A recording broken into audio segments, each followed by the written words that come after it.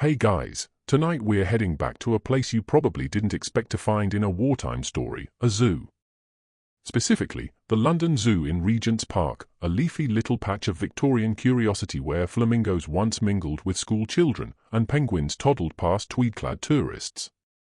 But tonight, the air is a little heavier. You're standing by the front gates in the autumn of 1939.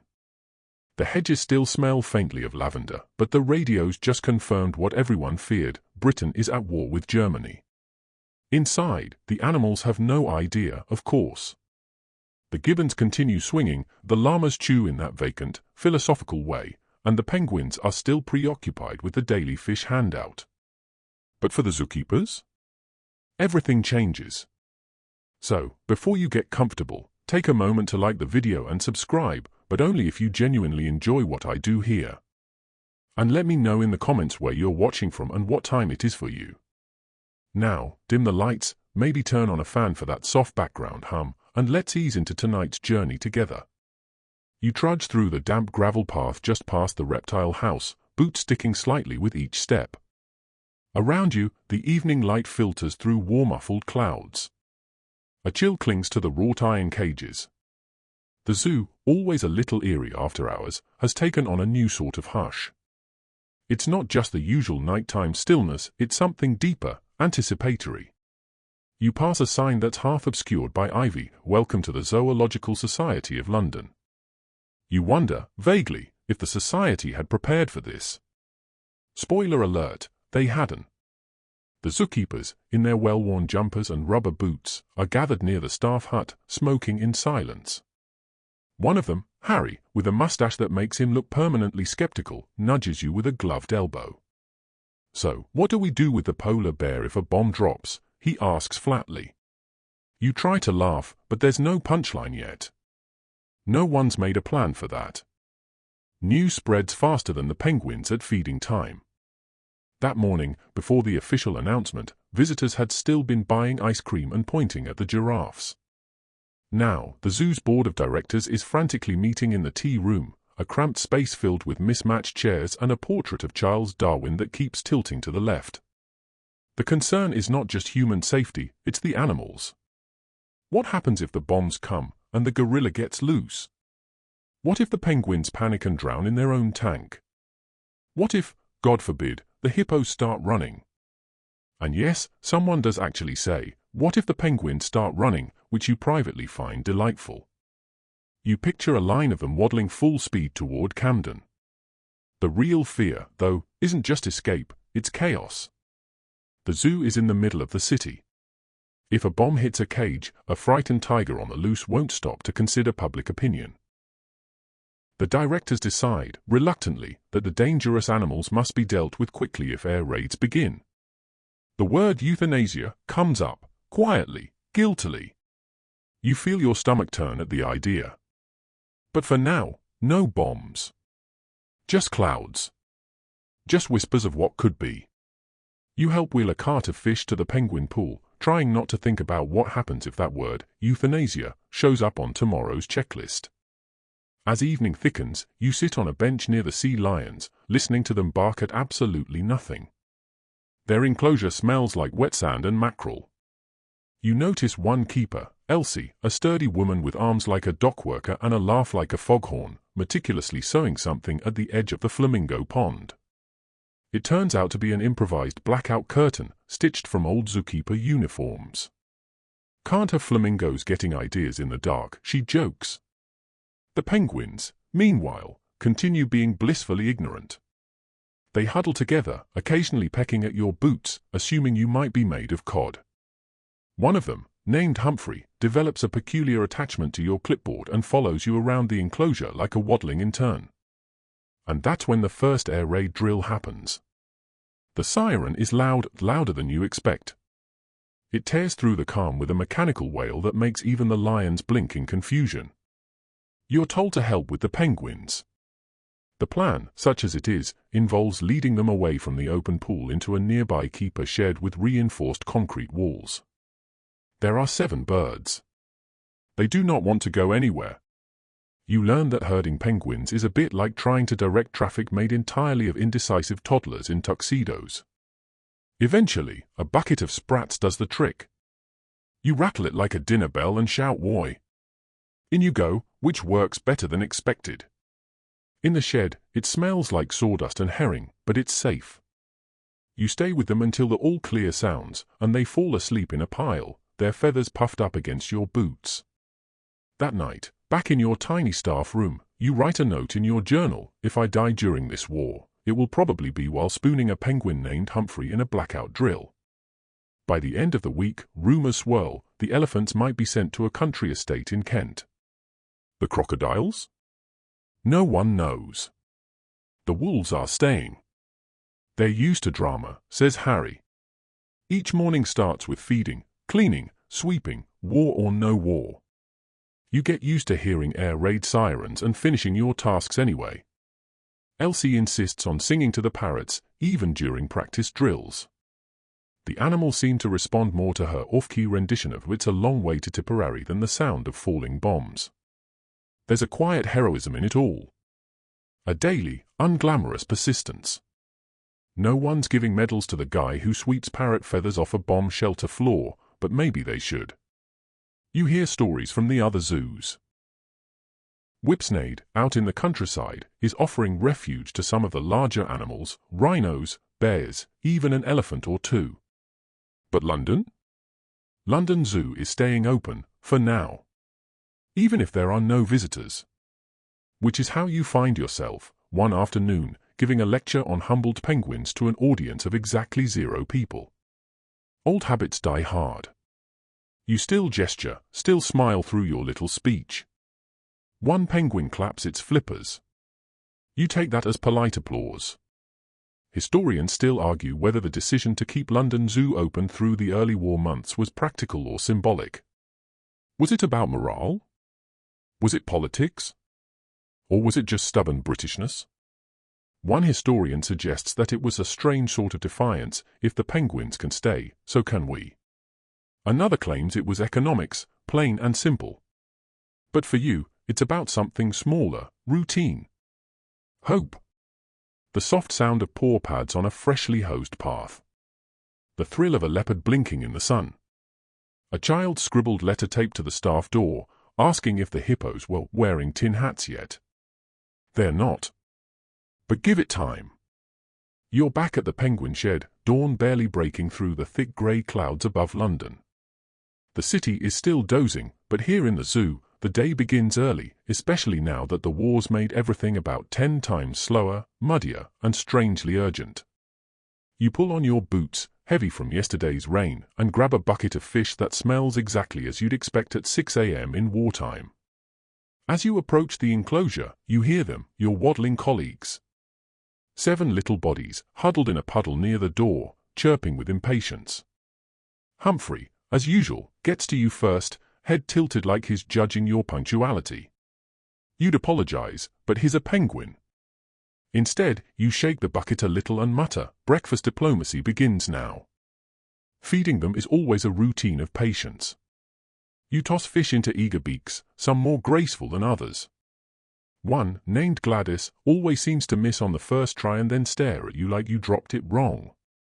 As you're working through the fish count, Elsie arrives with a crate labeled "Special, do not open." You glance at it. "Oh good," she mutters, "the gas masks have arrived." You freeze. "For the penguins." She nods, eyes twinkling. "And the flamingos." "And the goats." "And technically one for the Galapagos tortoise, but I'm not sure which end it goes on." Yes, the zoo has received a shipment of specially made gas masks for animals. And yes, someone, somewhere in a government office decided this was the best use of time and resources. You open the crate carefully and pull one out. It's soft rubber, with straps and a tiny beak hole. Designed for small dogs, but labeled penguin. It looks ridiculous, like something out of a science fiction sketchbook. You try fitting one on Gladys.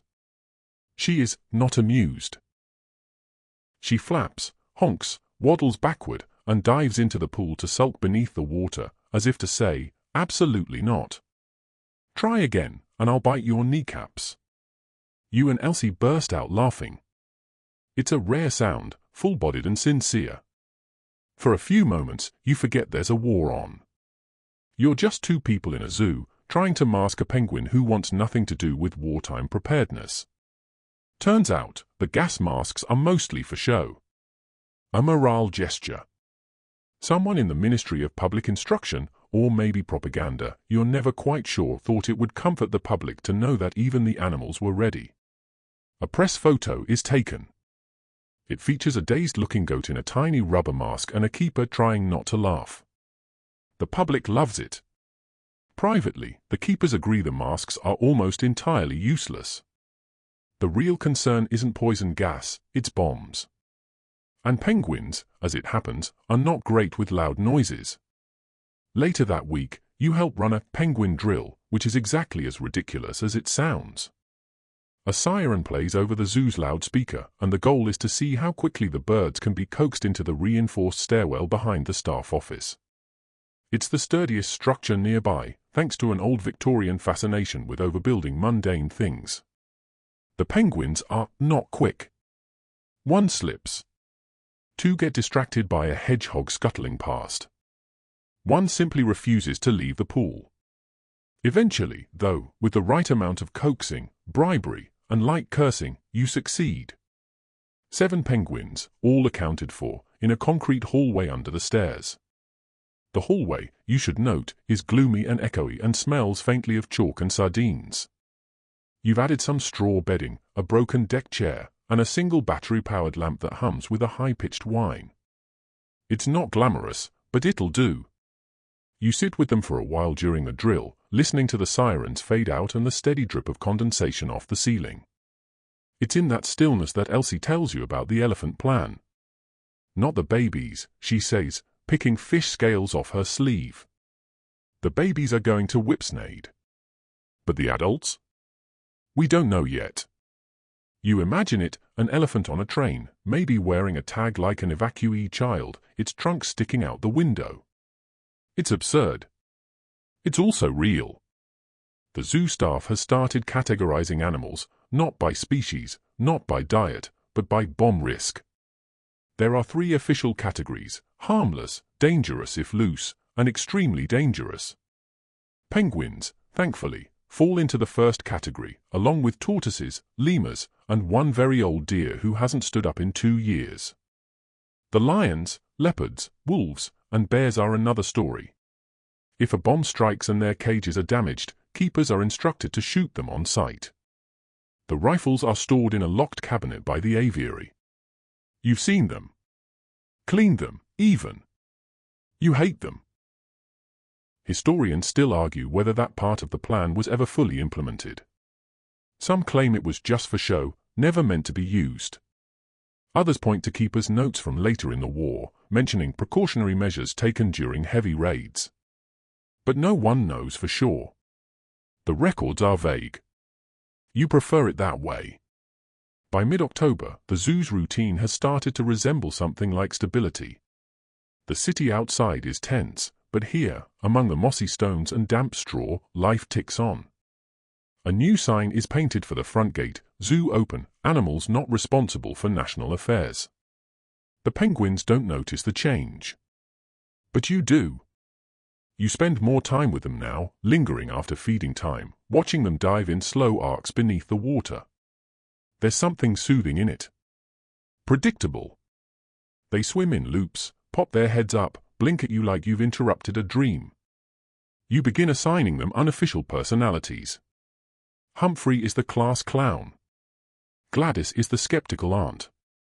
One, who always swims counterclockwise and refuses to eat sprats, becomes the anarchist.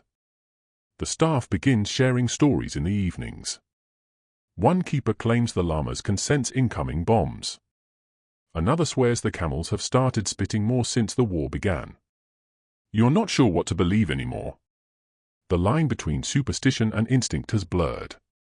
Then, late one night, during blackout hours, something strange happens.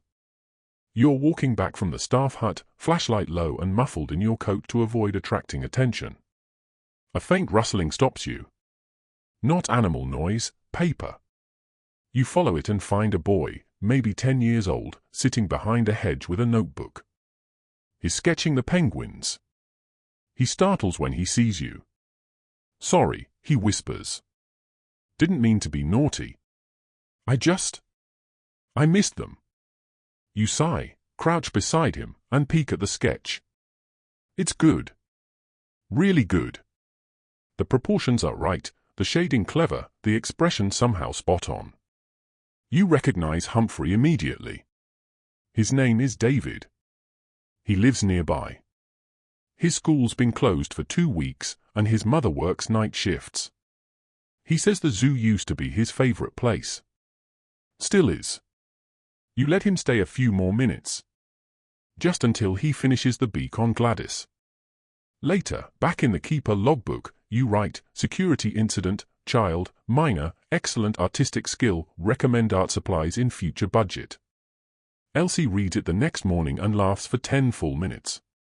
The penguins, meanwhile, are fine. More than fine. They've grown used to the routine, the sirens, the drills, the gloomy stairwell, even the occasional gas mask demonstration. They swim, eat, nap, repeat. They are unbothered. You envy them a little. One morning, as you clean the enclosure, a pigeon lands next to Humphrey. Not a zoo bird, one of the many carrier pigeons flitting around wartime London. Humphrey eyes it, then waddles closer. The pigeon, unimpressed, flaps off. Humphrey chirps and flops back into the pool. And you think, if he can keep going, so can I. You're up before sunrise again, and this time there's frost on the railings. The zoo is quieter than usual, even the parrots not bothering with their usual morning gossip. Somewhere in the city, another neighborhood has been flattened overnight. You heard the muffled boom in your sleep, a dull percussion under your dreams.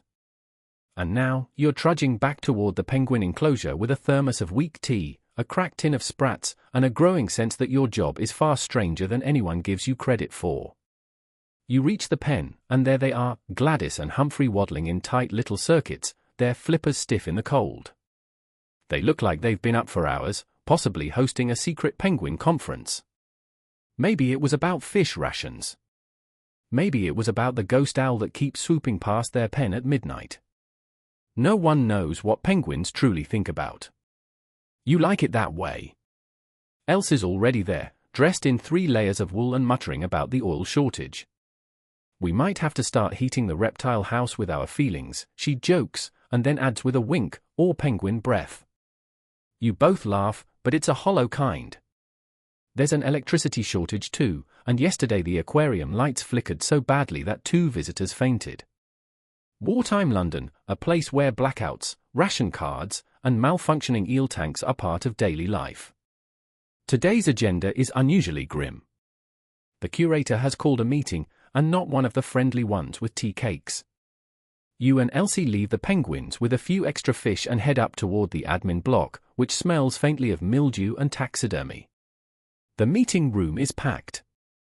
You're squeezed between the flamingo keeper, whose scarf smells aggressively of menthol, and a new hire from the insect house who keeps nervously checking their notebook.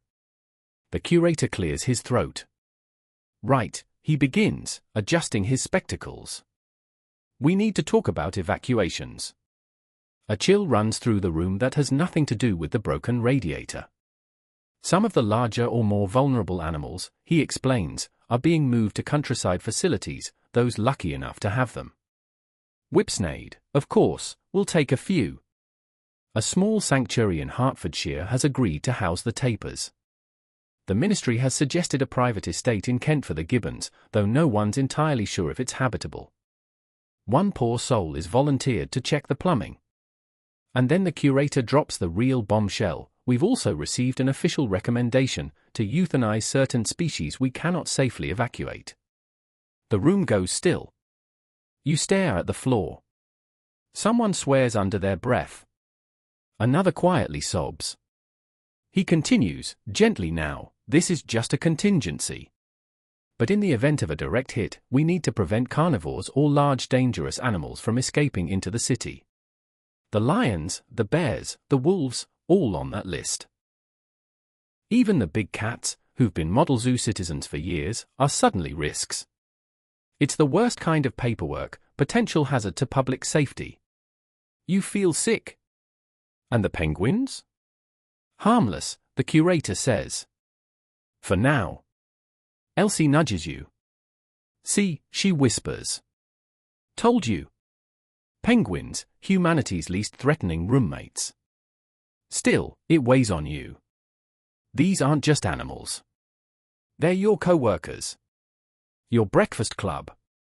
You've watched them molt, mate, and throw fish at each other in petty squabbles. You've cleaned their poop. You've sung lullabies during raids. You're not ready to think of them as assets. Later, as you return to the enclosure, you spot the maintenance crew rolling out sheets of corrugated metal. They're reinforcing the outer fence, again. The last one buckled slightly after last week's blast in Bloomsbury. The new panels are heavier, louder, and painted a suspiciously cheerful shade of blue. One of the workers tells you they were salvaged from a defunct pickle factory in Essex. Somehow, that doesn't help. You feed the penguins in a haze. Today's menu, smelt and reassurance. Gladys nips your glove twice, nothing personal, just hunger. You sit by the pool afterward, watching them swim. They're so confident in the water, so sure of themselves. No fear, no past, no politics. You envy that. Again. Just then, a strange sound interrupts your thoughts. A soft womp womp womp, distant but growing. It's not a bomb. Not quite. It's a helicopter. Except, this is 1940. Helicopters aren't exactly common yet. You look up to see a peculiar-looking aircraft circling the zoo. A kind of experimental rotorcraft, piloted by what you later learn is a very enthusiastic RAF officer testing low-altitude maneuvers. The penguins stop mid-swim and stare, transfixed. Then, as if choreographed, they all fall over. Flat. On their backs. You blink. The pilot hovers a bit longer, then zooms off toward the Thames. The penguins slowly get up and resume swimming, a little confused, but unharmed. Was that a coordinated protest? Elsie asks. You shrug. Either that or the first penguin uprising has just begun. You make a note in the daily log, penguins temporarily stunned by experimental aircraft. No casualties. Possible political statement. A week later, an American journalist comes to visit. She's writing a piece called Zoology in the Blitz for Collier's Weekly and insists on meeting the penguins. You give her the tour, show her the fish fridge, less exciting than it sounds, and let her toss a sardine to Humphrey, who accepts it regally. She's fascinated. Do they miss the South Pole? She asks. They're from Peru, you reply. She laughs. Even better. She writes about the penguins as stoic and oddly British.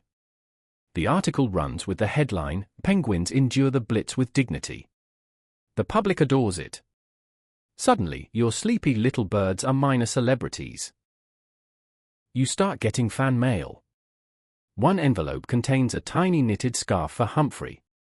Another includes a pencil sketch titled Penguins vs. Hitler, a Fantasia. You pin it in the staff room. Historians still argue whether wartime animal stories like this were true morale boosters or just escapism. Either way, they mattered.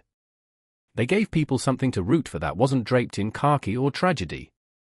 Penguins became a kind of symbol, not of strength, but of stubborn, waddling hope. One foggy afternoon, you sit beside the enclosure with your notebook, sketching enclosure improvements. Behind you, the low drone of siren starts again. But for once, it's a test drill. You don't move. You just sit, breathing in the damp air, watching 7 small bodies glide through the pool like nothing's wrong. And for a moment, nothing is. A cold drizzle filters down through the soot-stained air as you push open the creaking gate to the penguin enclosure. The sort of drizzle that doesn't fall so much as seep, coating everything in a film of chill. Your boots squelch softly in the slush-covered gravel path, and a crow glares at you from a chimney as if it knows something you don't. You glance over at Gladys, standing proudly on her rock like she's auditioning for a postage stamp. Humphrey is having a loud disagreement with a pigeon. Again. The others cluster near the small shed you've taken to calling the bunker. It's really just a reinforced brick linter with a corrugated iron roof, but in the world of wartime penguin architecture, it's practically Versailles. Today's job, air raid readiness. The curator, likely under pressure from the ministry, has instructed all enclosures to have some kind of shelter, however makeshift.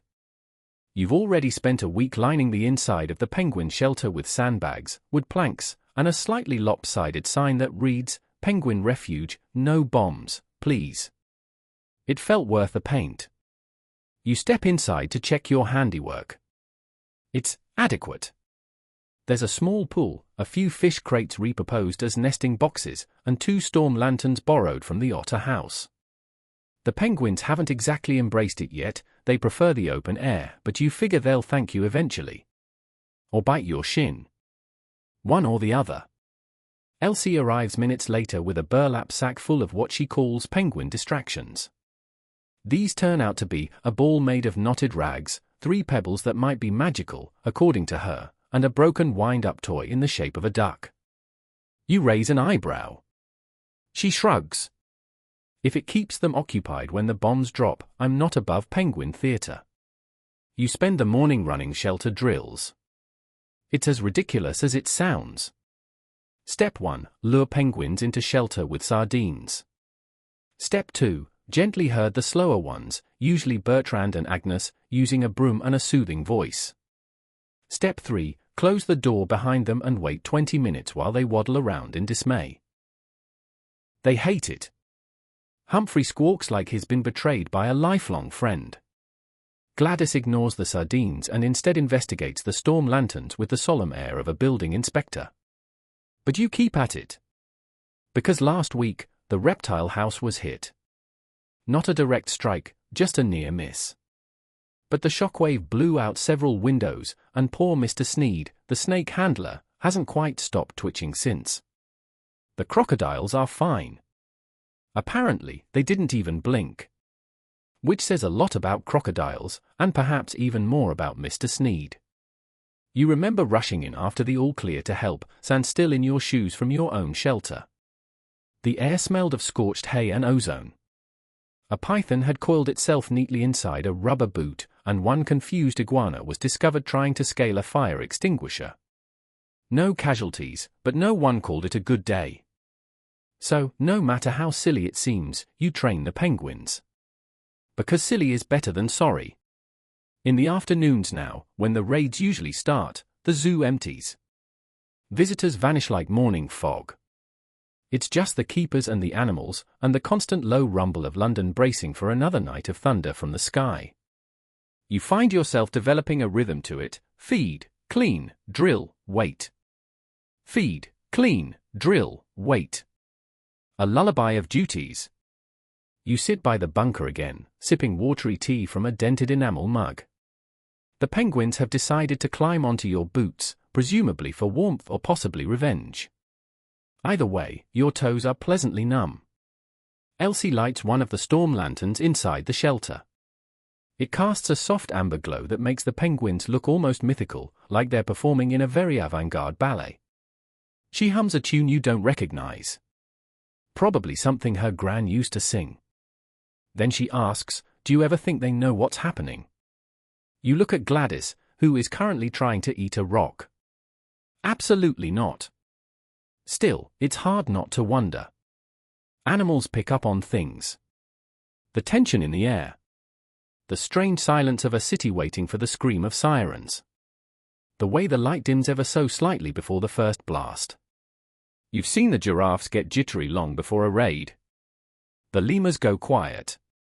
Even the parrots stop swearing. It's like everyone, feathered or otherwise, is holding their breath.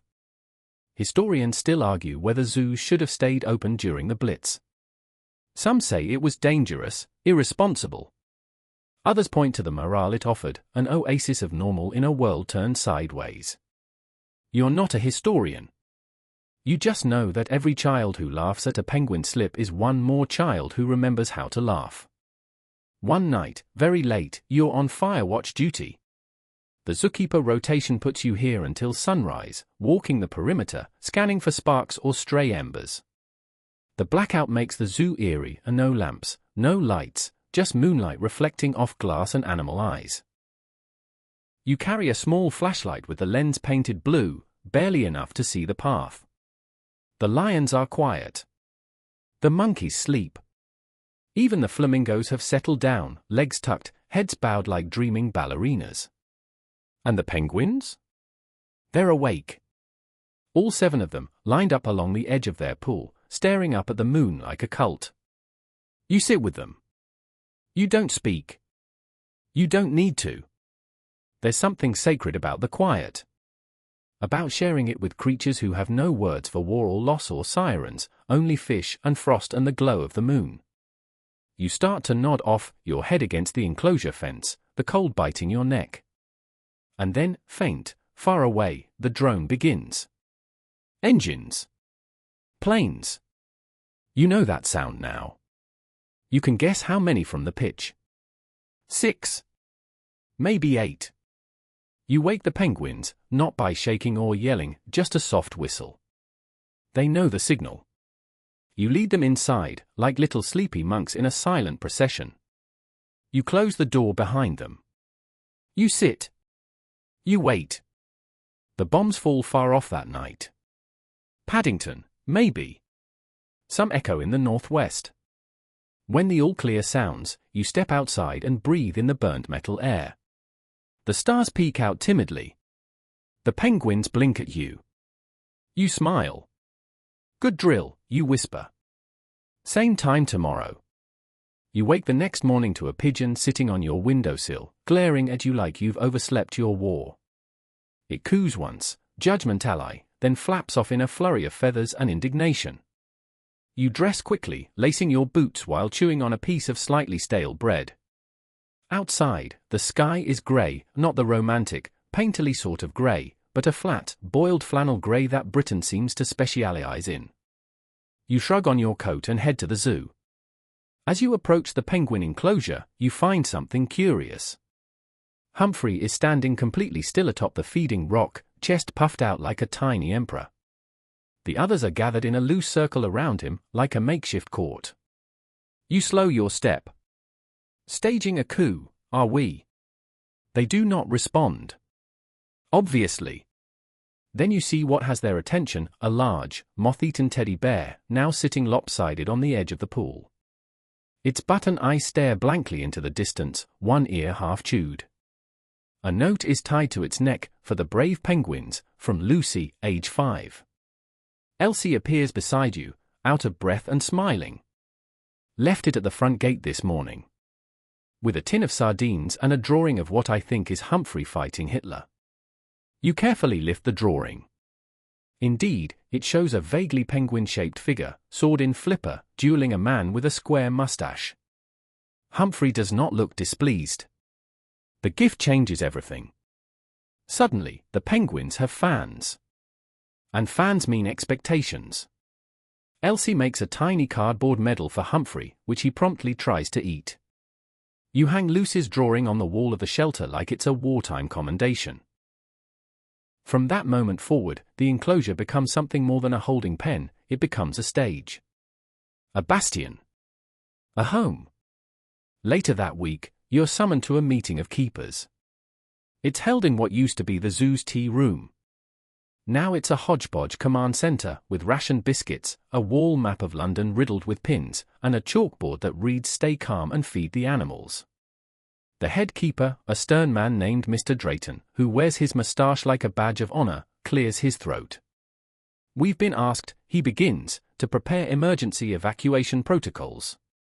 Should a direct strike compromise the grounds, we must be ready to move the most vulnerable creatures elsewhere. The room rustles. You exchange glances with Elsie. She whispers, "Define vulnerable." Turns out it includes the penguins. Along with a short list of other high-risk or high-profile animals, the giant tortoise, the red pandas, and the albino peacock. There's even talk of relocating the lions to a country estate, though how one transports lions during a fuel shortage remains blissfully unclear. The penguins' temporary location? A decommissioned ice cream factory in Surrey. You stare at the paper in disbelief. Is it still cold in there? Drayton doesn't look up. The ministry says it will suffice. You return to the enclosure with the news. Gladys responds by waddling into the pool and refusing to emerge. Agnes nips your bootlaces. Humphrey peers up at you as if to say, I'm not a fan of Surrey. The plan seems ludicrous. But then again, so does everything these days. At least the factory still has working refrigeration, and with some luck, enough crates of fish to keep the penguins from launching a formal complaint. The week that follows becomes a flurry of preparation. You and Elsie practice crating the penguins gently but quickly. You test the latches. You practice the route. You even take turns pretending to be penguins during drills, though Elsie insists your waddling lacks commitment. In the meantime, the letters start coming. More drawings. A pair of knitted penguin hats. A cake in the vague shape of a fish, though no one's entirely sure what flavor it's meant to be. Someone starts calling Humphrey a Commodore in their letters, and the name sticks. You scrawl it onto a wooden sign above the shelter. Commodore Humphrey and his squadron. Historians still argue whether the British home front's morale truly hinged on small comforts, pets, animals, gardens, tins of jam hoarded in secret. But when you look at those envelopes, the ones with smudged crayons and hopeful handwriting, it's hard to believe otherwise. Then comes the night of the first real close call. You're on duty again. It's cold, damp, and your torch is beginning to flicker. Around 3 a.m., the air raid sirens howl, not the distant groan of a near miss, but the gut-deep scream of right overhead. You run. The sky is on fire. You hear the whistling drop of bombs. The ground vibrates. Somewhere near the monkey house, a pane of glass explodes. You throw open the shelter, coax the penguins in by instinct. Elsie is already inside, counting heads, her face pale but focused. You shut the door just as a thunderclap shakes the enclosure. Inside, it's cramped and smells strongly of fish and fear. The lantern swings on its hook. You sit in silence. Even the penguins are quiet, pressed together like feathery marbles. Then a noise outside, a crack, a thud. Something has collapsed. You look at Elsie. Should we check? She hesitates, then nods. You open the door to a surreal scene. A tree has fallen across the path, split by shrapnel, its branches scattered like broken fingers. A nearby bench has been flung upside down.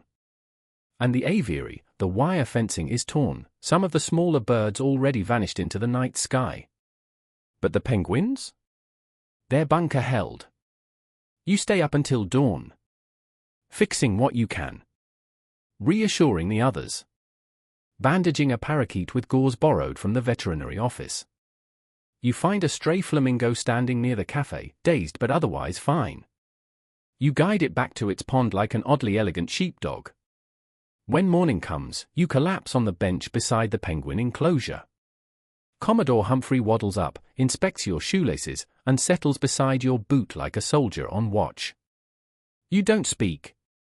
You don't need to. The next morning, London is quieter than usual. Not the peaceful kind of quiet, this is the quiet that comes after chaos, the silence of a city checking for damage. You make your way to the zoo through streets dusted in broken slate and half-scorched leaflets, the air thick with ash and damp.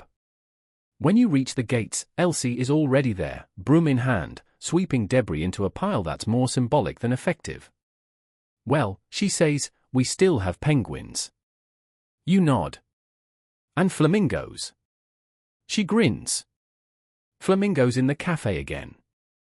Of course he is. Back in the penguin enclosure, it's a miracle. The shelter stands untouched.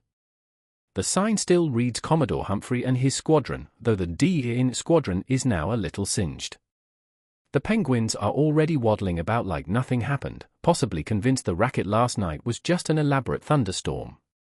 The radio crackles inside the staff room later that morning. A BBC announcer, voice clipped and professional, lists the damage: several homes, a school in Kilburn, a postal depot near Camden Town.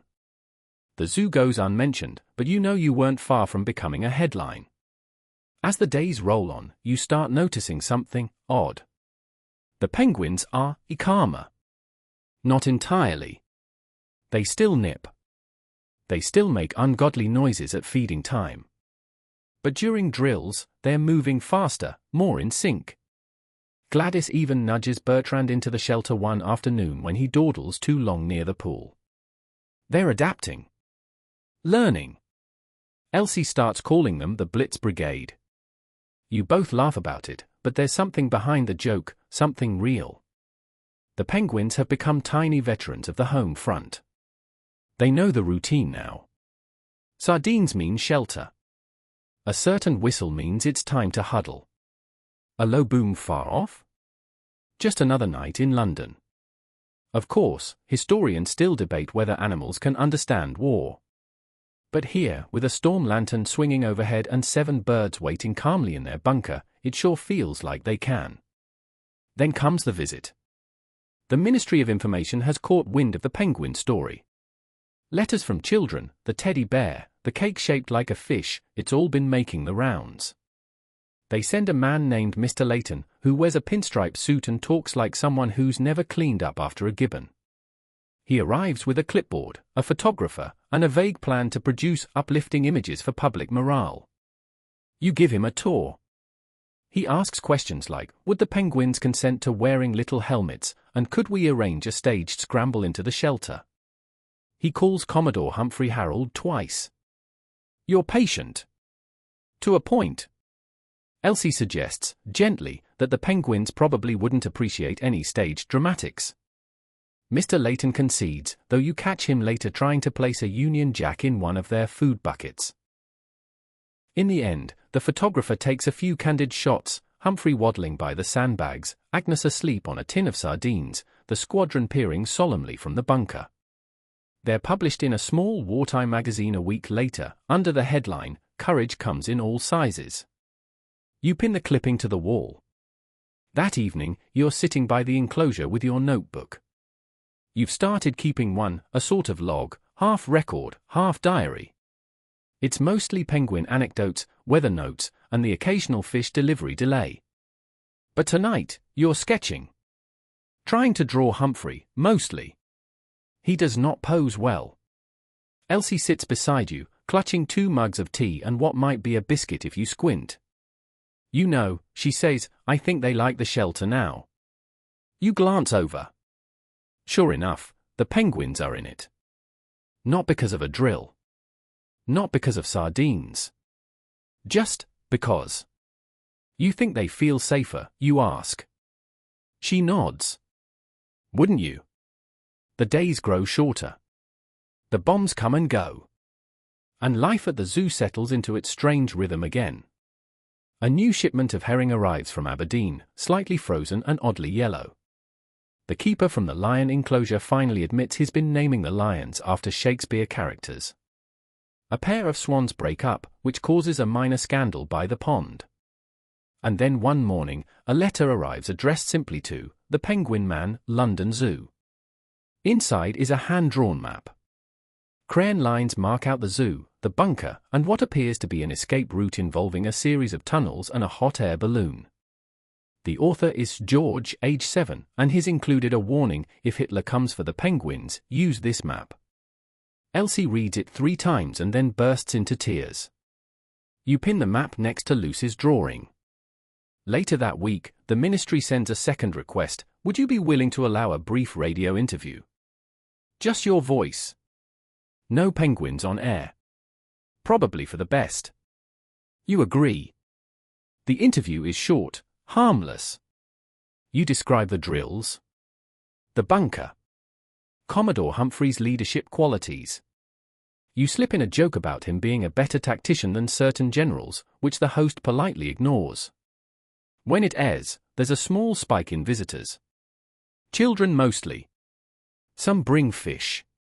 One small girl tries to trade her toffee for a peck on the cheek from Gladys. She is gently discouraged. The next night, another raid. This one longer. Closer. But you're ready. The penguins line up like they've been rehearsing for weeks. Into the shelter. Sardines distributed. Lantern lit. You, Elsie, and 7 absurd birds huddle together as the sky rattles and the ground vibrates. You tell them a story. Not because they understand, but because you need it. Something gentle. A tale about an emperor penguin who joins the navy and wins a medal for bravery during a snowstorm. Elsie adds in a subplot about a flying fish who becomes his best friend. You both try not to flinch when a bomb hits somewhere nearby. Eventually, the silence returns.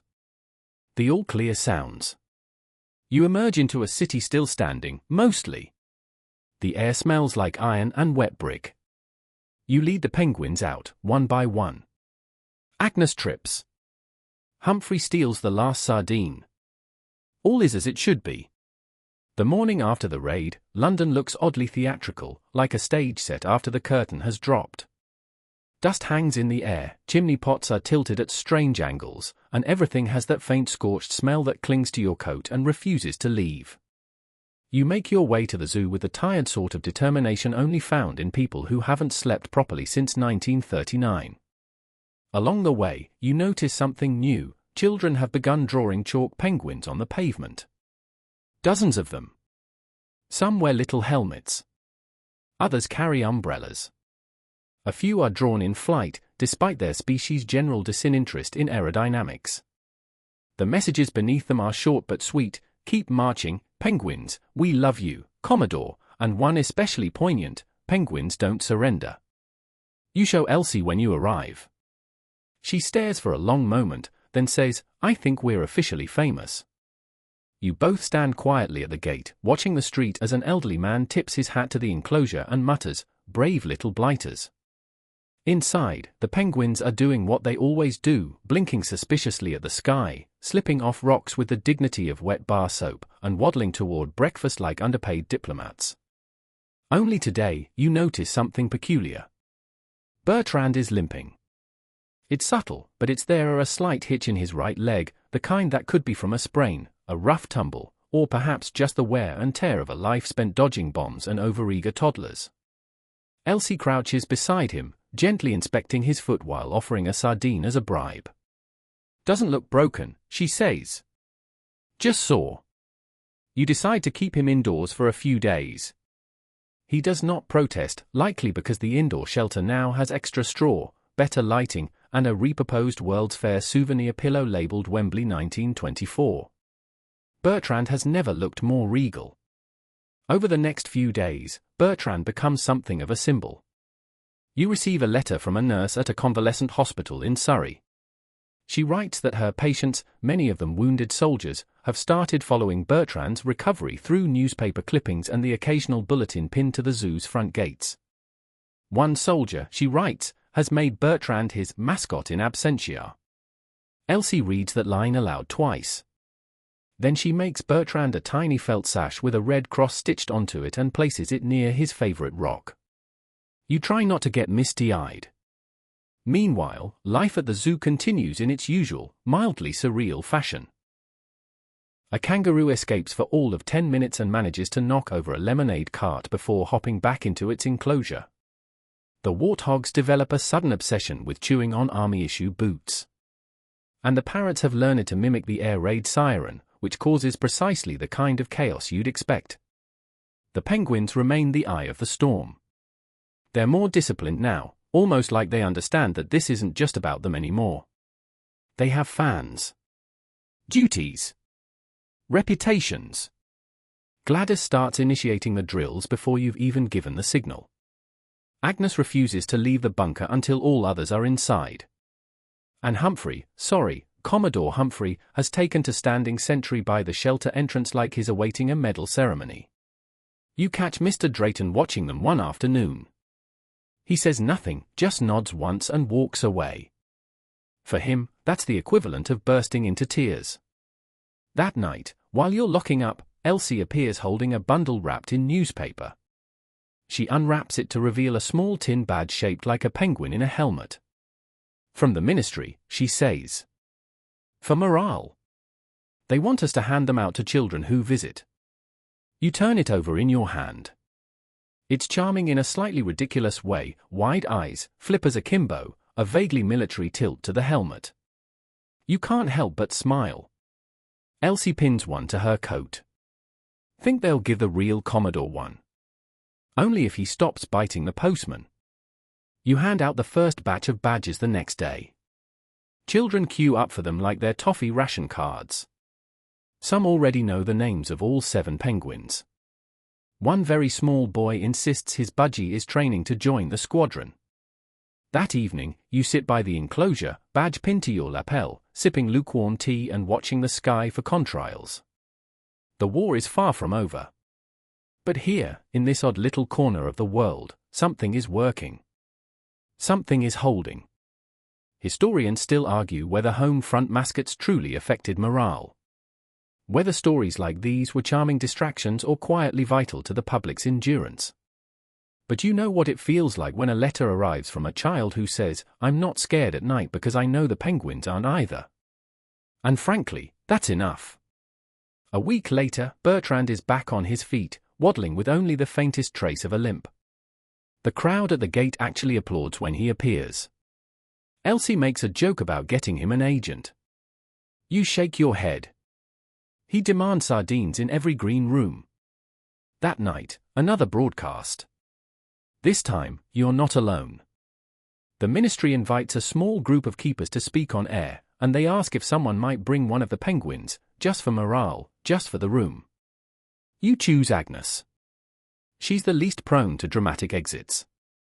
The radio studio is in a converted office block, all cables and clipped voices.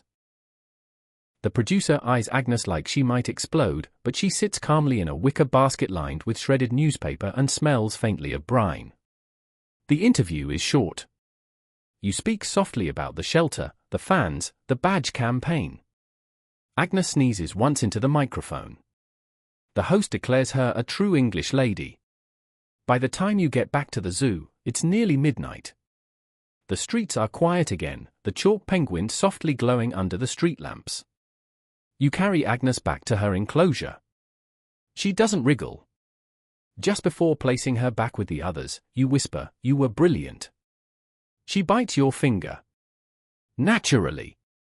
Morning arrives with its usual grey London drizzle, the kind that wraps around your shoulders like a damp shawl.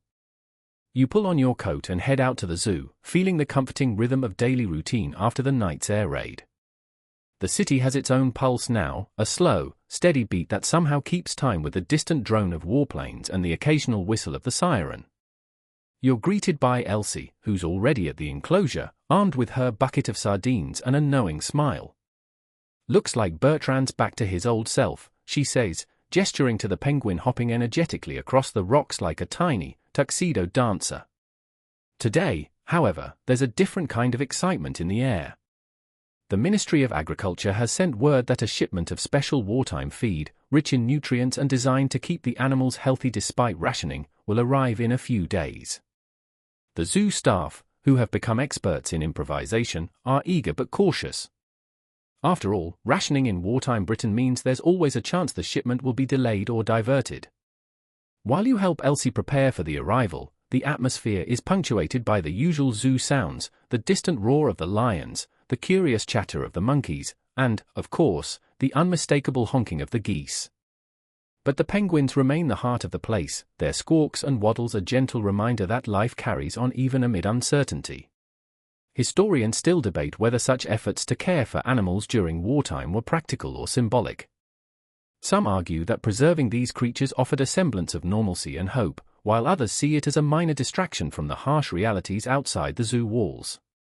You, however, prefer to think of it as both a balm and a bridge between past and present. As you tidy up the enclosure, Elsie mentions a rumor she heard about other zoos evacuating their animals from London to the countryside for safety. The London Zoo, of course, has resisted such measures, opting instead to fortify and protect in place. This decision has become a point of quiet pride, and, occasionally, concern. Later that afternoon, you receive a surprise visit from a reporter with a notepad and an enthusiastic gleam in his eye. He wants to write a story about the penguins' wartime adventures, promising to portray them as heroes of the home front. You're skeptical but agree to a brief interview, hoping the story will bring a little light to those dark days. During the interview, you describe the penguins' daily drills, their unexpected resilience, and the small but meaningful ways they've inspired visitors and staff alike. You share the tale of the chalk drawings and the children's letters, emphasizing how these moments of connection have lifted spirits. The reporter listens intently, occasionally jotting down notes or asking for clarifications. He seems particularly fascinated by the idea that the penguins have adapted to the blackout and air raids, almost as if they understand the rhythm of the city's heartbeat. After he leaves, Elsie and you share a quiet moment, sipping tea and reflecting on the strange blend of normalcy and chaos that defines your days. She jokes that the penguins might be the only ones in London who get a full night's sleep these days. You chuckle, thinking about the irony. That evening, as you prepare the shelter for another night, a low rumble in the distance reminds you that the war is far from over. You watch the penguins settle into their bunker, their feathers fluffed against the chill, and wonder what stories they would tell if they could speak. You whisper a soft good night, feeling a sense of calm amidst the uncertainty. The days blur together in a gentle, rainy rhythm as London trudges through its fourth year of war. The city's resilience is mirrored in the zoo's quiet determination, and you find yourself growing oddly attached to the routines that once might have seemed mundane. The penguin's steady waddle becomes a kind of lullaby, a gentle reminder that life, even in the shadows of war, carries on.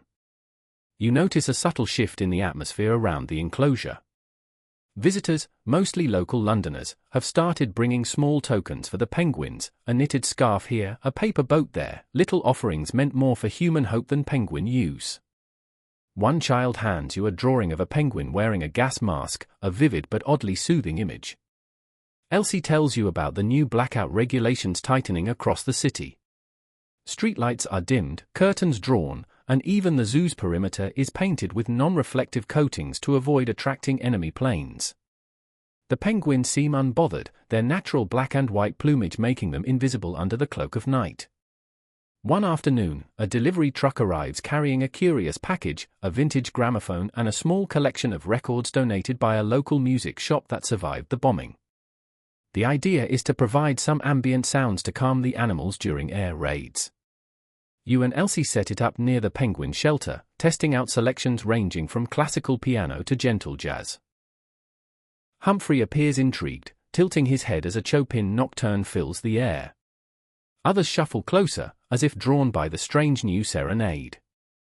Historians still argue whether such interventions actually eased animal stress or merely amused the keepers. You suspect it's a bit of both, and secretly hope the penguins enjoy the music as much as the humans do. That evening, as the city prepares for another night of vigilance, you sit beside the enclosure with a cup of tea and a well-worn copy of a book about Arctic explorers. The stories of endurance and quiet courage resonate strangely well here. Suddenly, a familiar sound cuts through the night, the faint, cheerful squawks of the penguins gathered near the gramophone. It's their version of a lullaby, or perhaps a protest against the silence.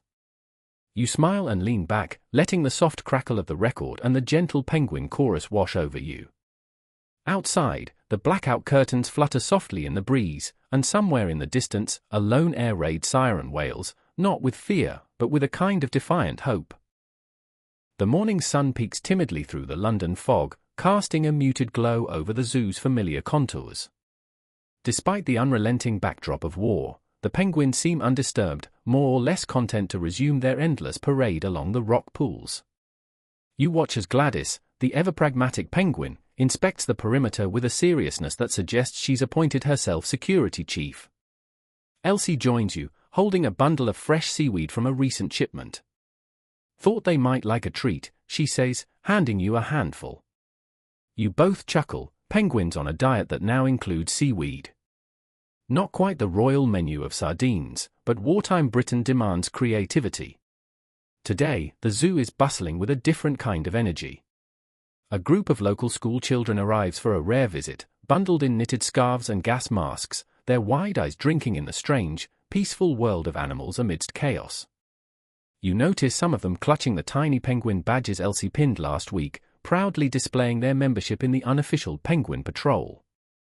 As the children gather around the enclosure, a teacher explains how these penguins have become symbols of resilience. You overhear a small boy whisper, "If the penguins can stay safe, so can we." It's a simple, hopeful thought that hangs in the air like the faint scent of saltwater. Meanwhile, you and Elsie prepare the enclosure for the upcoming winter months. The shelter is reinforced with extra straw, and you've fashioned little windbreaks from scrap materials. It's a humble effort but one filled with affection. Later, you receive word of a visit from a government official who wants to inspect the zoo's wartime protocols. There's a hint of formality, but also genuine curiosity about how the animals, and especially the penguins, have adapted. The inspection is thorough but friendly. The official remarks on the ingenuity of the blackout measures and the morale boost provided by the penguins to Londoners during difficult times. You notice a flicker of a smile when he mentions hearing the radio broadcast featuring Agnes. Historians still debate the effectiveness of such morale efforts during wartime Britain. Some argue the impact was minimal compared to military campaigns, while others believe these small stories helped knit the social fabric tighter. You like to think of it as a quiet victory, a shared secret between people and penguins alike. As night falls, you stand by the enclosure, the chill creeping in but softened by the faint glow of distant searchlights. The penguins huddle close, their feathers fluffed against the cold. You imagine them dreaming of distant icy shores, far from bombs and blackouts. For now, though, they're here. And that is enough. The sky outside your window is a muted slate, the kind of overcast day that muffles the world into softness. You trudge through the familiar paths toward the penguin enclosure, the damp earth releasing that distinctive mix of rain and city soot beneath your boots. The zoo feels quieter today, the usual chatter of visitors replaced by the occasional shuffle of keepers preparing for the next air raid drill. You find Elsie busy making tiny blankets out of old wool scraps, a gentle smile on her face as she hums a tune that sounds suspiciously like a lullaby. "You know," she says without looking up, "I think the penguins might appreciate these more than we do." It's the little things, you realize. The blankets aren't just about warmth, they're about care, about creating a bubble of normalcy in an otherwise disrupted world. Suddenly, a distant boom rumbles through the city, a reminder that the war is never far away. The penguins react with a mix of curiosity and caution, their heads swiveling toward the sound before settling back into their routine. You find yourself marveling at their calm, this strange, tuxedoed army seemingly impervious to the chaos beyond their stone walls. Historians still argue whether animals possess a genuine sense of danger or simply react to changes in the environment. Whatever the case, you trust that the shelter, the drills, and the occasional lullaby have given them some measure of comfort. Mid-morning brings an unexpected visit from a local artist who's been sketching the city's wartime scenes. He asks if he can capture the penguins in charcoal, promising a quiet tribute to their resilience. You agree, and spend the afternoon watching him work, the scratch of his pencil against paper blending with the gentle hum of the city. The artist comments on how the penguins seem to embody London itself, steadfast, unassuming, and quietly determined. You can't help but smile at the comparison. That evening, as the sun dips low and the city prepares once more for blackout, you walk the perimeter with Elsie, discussing the latest news from the war front and the small victories that keep hope alive. You mention the new rationing measures, the way supplies have tightened, and how even the zoo shipments must now be meticulously accounted for. Elsie nods thoughtfully, then gestures toward the penguins nestled in their shelter. At least these little blighters don't have to worry about ration books. You laugh softly. As night falls, you settle by the enclosure with a steaming cup of tea, watching the penguins doze in the fading light. The city's distant echoes fade into a soft murmur, and you find yourself drifting with the gentle rhythm of life at the zoo. The morning mist clings to the zoo like a silvery veil, softening the outlines of trees and stone paths. You step carefully along the familiar route to the penguin enclosure, each footfall muffled by the damp earth beneath. The war has carved a new rhythm into the city, and here, at the heart of it all, the zoo seems almost timeless. You notice a small crowd gathered near the entrance, a rare sight these days. It's a group of wartime correspondents, eager to see the penguins firsthand. One reporter, a sharp-eyed woman with a notebook tucked under her arm, approaches you with a warm smile. "We've heard these penguins have quite the story," she says, voice low and conspiratorial. You nod, knowing that their tale is more than just about birds in a zoo. It's about resilience, adaptation, and the peculiar kindness that persists even in dark times. As you lead them to the enclosure, you recount the early days of the bombing raids, the frantic preparations, the hurried constructions of shelters, and the unspoken bond formed between keepers and animals. You describe how the penguins learn to recognize the warning sirens, their unusual calm in the face of danger, and the daily rituals that have become their lifeline. The correspondents listen, captivated, their pens scratching as you speak. You catch the artist from the previous day among them, sketchbook in hand, capturing the penguin's stately poses against the somber backdrop. Historians still debate the impact of such wartime stories. Were they mere distractions or vital morale boosters? You lean toward the latter, believing that these quiet moments of connection helped stitch the community together when it felt like the world was unraveling. Later, after the visitors depart, you wander the enclosure, watching the penguins interact in their small, waddling society. Gladys leads a group through a series of curious maneuvers, as if rehearsing a dance only they understand. Nearby, Bertrand preens meticulously, a king of his domain despite the rationed fish. The afternoon fades into evening, and the zoo settles once more into its nocturnal hush. You prepare the shelters with Elsie, stacking straw and checking latches with practiced care. Outside, the city's blackout curtains flutter like ghostly sails, and somewhere distant, a plane hums low overhead. You take a deep breath, the sharp tang of rain and earth filling your lungs, and feel a strange sense of peace amid the chaos. The penguins are safe, for now, and so, in a small way, is hope. The morning light filters weakly through heavy clouds as you make your way toward the penguin enclosure. The city's usual hum feels distant today, replaced by a somber quiet that clings to the zoo like morning dew. There's a subtle shift in the air, an unspoken tension that even the penguins seem to sense. Elsie joins you near the shelter, her brow furrowed as she examines the latest government directives. Food rationing has tightened again, and the zoo supplies are expected to stretch thinner. You both exchange a glance, knowing this means more creativity and more worry to keep the penguins well fed. Despite these challenges, the penguins seem oblivious, content to splash in their pools and shuffle along the rocky edges. You watch Gladys, ever the matriarch, carefully guiding a younger penguin away from a pile of kelp.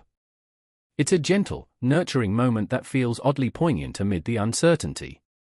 Later, a messenger arrives with news that the zoo will soon receive a shipment of surplus fish from a nearby naval base. It's a rare stroke of good fortune, and the staff buzz quietly with cautious optimism. You imagine the penguins' delight at the prospect of a feast, if only they could smile. Historians still debate how much wartime scarcity affected animal care in British zoos. Some suggest the animals suffered alongside their human neighbors, while others highlight the extraordinary efforts made to shield them. You choose to believe in the latter, cherishing the stories of ingenuity and devotion. That afternoon, you help Elsie prepare a batch of fish pâté, a wartime invention designed to make limited supplies go further. The penguins approach warily at first, but soon they're gobbling it down with surprising enthusiasm. You chuckle, thinking that even penguins have their culinary preferences. As evening falls, the city braces for another blackout. You stand by the enclosure, watching the penguins settle into their straw-lined shelters. The distant drone of planes mixes with the soft rustle of feathers and straw, creating a lullaby both eerie and comforting. You whisper a quiet promise to the penguins, to keep them safe, come what may. A chill wind sweeps through the zoo as dawn creeps over the London skyline, the city still scarred but stubbornly alive. You make your way to the penguin enclosure, your breath visible in the cold air.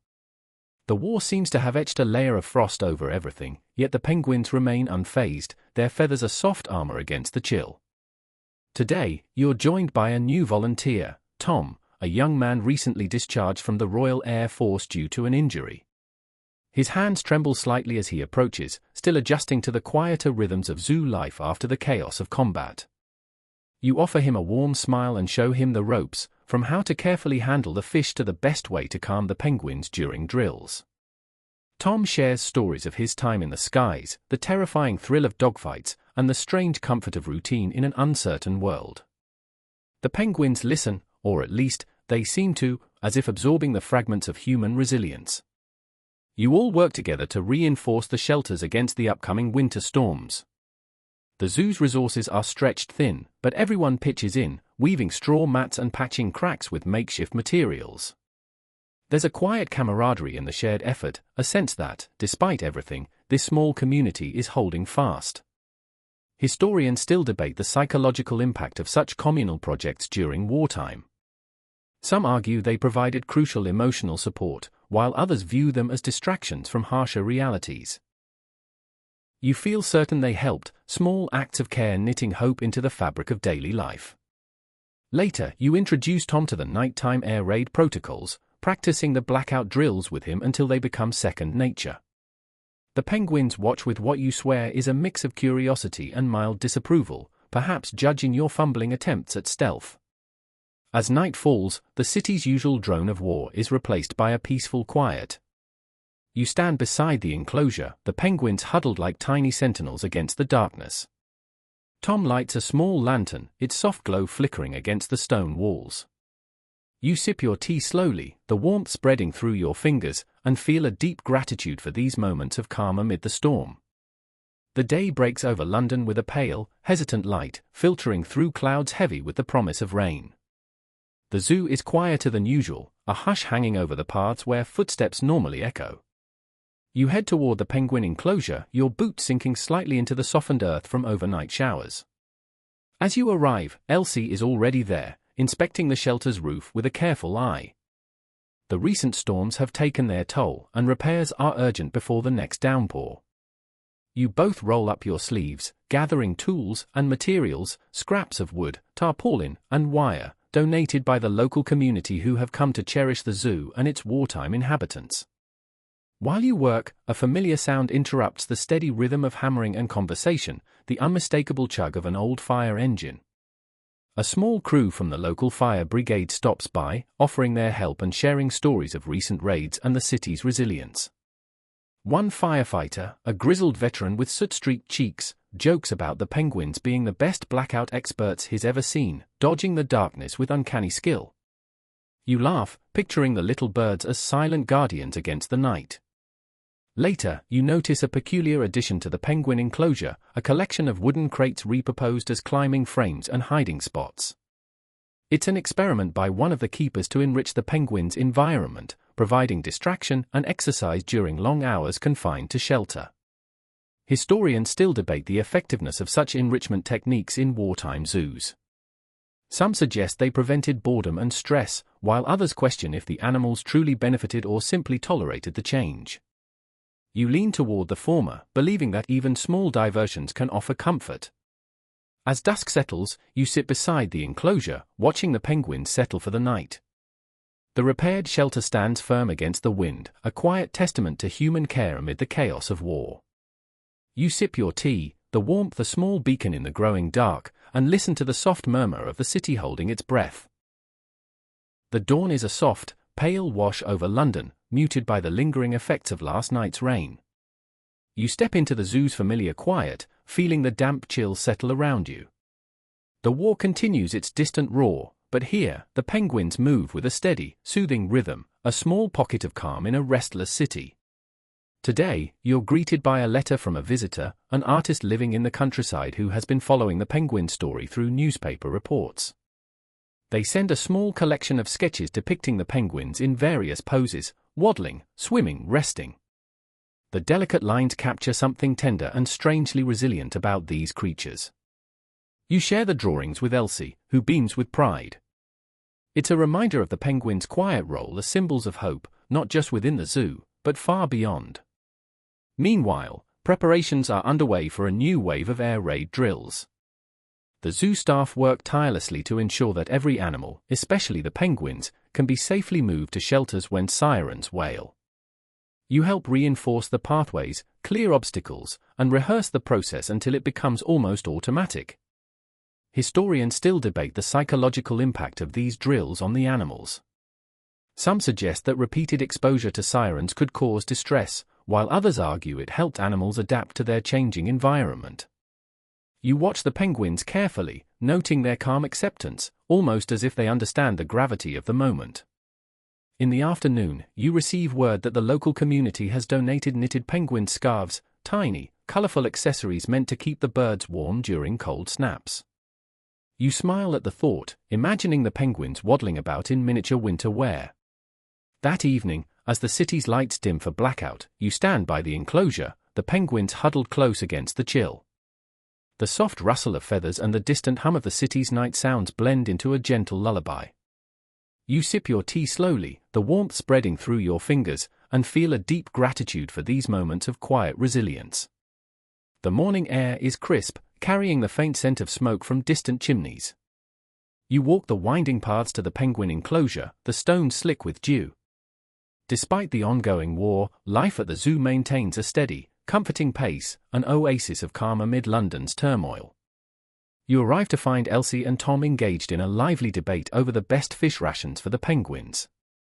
Their enthusiasm reminds you that, even during difficult times, passion for these creatures remains undiminished. Tom suggests experimenting with a new mix of fish, while Elsie advocates sticking to the tried and true. Meanwhile, the penguins seem oblivious to the human debates, preening and splashing with their usual grace. Gladys leads a small group through a series of social interactions, reminding you how complex their little community really is. You recall that historians still debate the extent to which animals in wartime zoos experience stress or maintained normal behavior patterns. Some argue that the human presence helped alleviate anxiety, while others suggest that the disruptions left lasting impacts. After the morning chores, you help Tom build a simple shelter extension, a cozy nook where the penguins can retreat during colder days. It's a modest project, but the care and effort put into it make it feel like a fortress of comfort. Later, as the afternoon light softens, a courier arrives with letters from children across the city. They write about the penguins, sharing stories, drawings, and hopes. You read a particularly sweet note from a boy who dreams of visiting the zoo once the war is over, imagining the penguins as friends waiting patiently. As dusk falls, you watch the penguins settle in, their soft feathers ruffling in the gentle breeze. The city's blackout envelops the zoo, and the distant sounds of night become a soothing backdrop. You feel a quiet hope that these moments of peace and care will carry the penguins, and London, through the darkest nights. The dawn breaks soft and pale, casting a gentle glow over the zoo's familiar contours. The city beyond hums quietly, its usual urgency momentarily softened by the calm. You move toward the penguin enclosure, feeling the dampness in the air settle lightly on your skin. Today, a rare treat awaits, the arrival of a shipment of fresh fish, a precious commodity in these ration times. The keepers gather eagerly, their faces lighting up as crates are unpacked, the cool scent of the sea filling the air. The penguins react with a series of excited squawks and waddles, their enthusiasm contagious. You help distribute the fish, noting the way each bird eagerly pecks at their share, their behavior a small but welcome sign of normalcy. The atmosphere is warm and hopeful, a brief reprieve from the shadow of war. Later, you join Elsie and Tom in preparing enrichment activities designed to keep the penguins engaged during the long hours in shelter. They fashion makeshift toys and puzzles from scrap materials, their creativity a testament to human resilience and compassion. Historians still discuss the role of such enrichment in wartime zoos, whether it truly improved animal welfare or was simply a human attempt to cope with stress. You believe it matters little, the care and attention are clear, and the penguins' responses speak volumes. As the afternoon fades, a gentle rain begins to fall, pattering softly on the enclosure's roof. The penguins settle in close, their feathers glistening with droplets.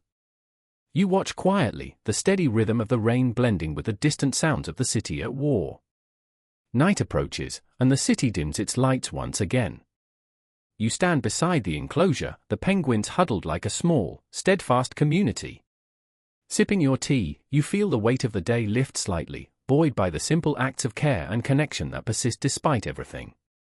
The morning light seeps slowly through the heavy clouds, casting a muted glow over London's war-weary streets. You approach the penguin enclosure, the familiar paths off beneath your feet, edged by flowerbeds that somehow persist in these trying times. The zoo is a sanctuary, a small patch of life steadfast against the backdrop of destruction. Today, you prepare for a special event, a radio broadcast aimed at lifting public spirits by sharing stories from the zoo. The idea, proposed by the BBC, is to let listeners across the country hear about the penguins and their peculiar wartime routines, a soothing narrative to ease anxieties. You and the team ready the enclosure, tidying, and practicing calm interactions with the birds. The penguins seem to sense the occasion, their usual energy tempered into graceful movements. Gladys waddles with a regal air, while the younger birds dart playfully around the edges. Historians still debate the extent to which such media events influenced morale during the war. Some see them as vital threads weaving community together, while others argue they offered only temporary distraction. You feel confident that stories like these, shared gently and sincerely, offered a balm for weary hearts. The broadcast begins in the afternoon, your voice steady and warm as you describe the penguins' daily lives, their responses to air raid drills, and the ways the zoo staff have adapted. You tell of the knitted scarves donated by local children and the creative enrichment activities devised to keep the birds engaged. Listeners across the nation imagine the penguins waddling quietly in their shelters, a symbol of endurance and care amidst chaos. The broadcast closes with a soft lullaby, the sound of gentle waves lapping a distant shore, a perfect backdrop for drifting into sleep. As darkness falls, you stand beside the enclosure, feeling a quiet connection not only to the penguins but to a whole nation seeking comfort in small, steady moments. The day begins with a gentle mist hanging over the zoo, softening the edges of the familiar paths and buildings. The city beyond remains vigilant, but here, in this small corner of London, time seems to slow, wrapping the penguin enclosure in a quiet embrace. You arrive early to help prepare the final winter provisions for the birds, carefully arranging fish, straw, and warm blankets. The routines feel comforting, steady rituals amid the unpredictable tides of war. Elsie joins you, her face calm but thoughtful. Together, you reflect on the months past, the air raids, the shortages, the tireless care that kept these creatures safe and serene. You recall moments of laughter, like Tom's awkward attempts at mimicking penguin waddles, and times of quiet resolve. Historians still argue about the lasting impact of wartime conditions on zoo animals. Some suggest the penguins emerged unscathed, their resilience a marvel, others hint at hidden stresses beneath their composed exteriors. Whatever the truth, the efforts of the keepers and community stand undeniable. As the afternoon light softens, you walk the perimeter one last time, noting the shelter's sturdy repairs and the cozy nests tucked away from the chill. The penguins move about with contentment, unaware of the larger world's turmoil, yet somehow embodying hope itself. You settle beside the enclosure, the cool air filled with the faint scent of seaweed and straw. The city's distant hum is a lullaby, a reminder of life continuing despite the hardships. In this moment, you feel a profound peace, an understanding that care, kindness, and small acts of protection can create sanctuaries even in the darkest times. You sip your tea slowly, the warmth lingering, and whisper a quiet goodnight to the penguins.